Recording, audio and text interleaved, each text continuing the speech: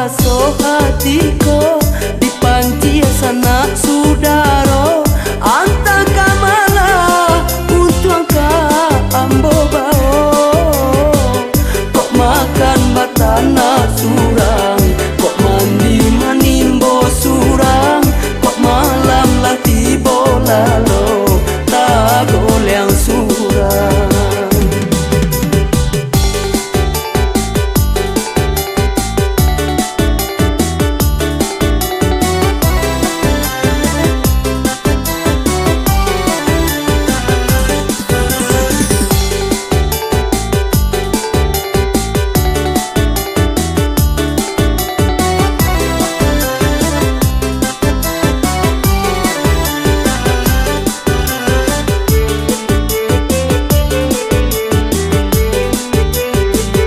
Ayah mande sanak sudaro mangga ambo kando sisiakan indah tahan hidup manangko kinilah jadi penyesalan.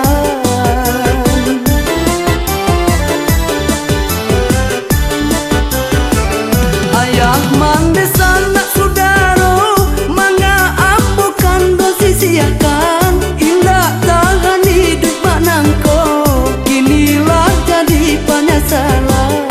Ampunkan malah badan diri kini kau ambo kaba janji oi bumi nan jolani kah jadi sasi.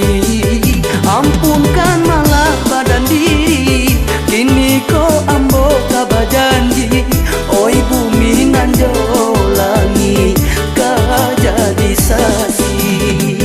Sadiahnya raso hatiko di panci sanak sudaro anta kamala untuk angka ambo bao kok makan batana surang kok mandi manimbo surang kok malam lah tibo lalo tak goleang surang.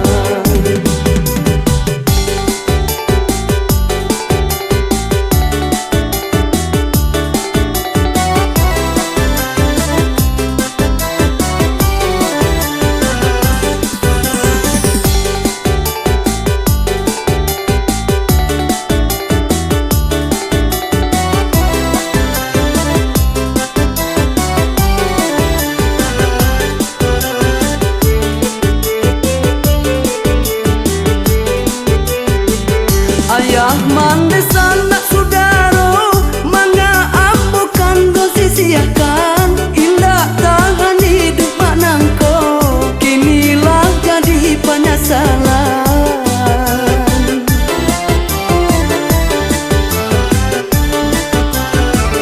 Ayah mande sanak sudaro mangga ambo kando sisiakan indah tahan hidup manangko kinilah jadi penyesalan.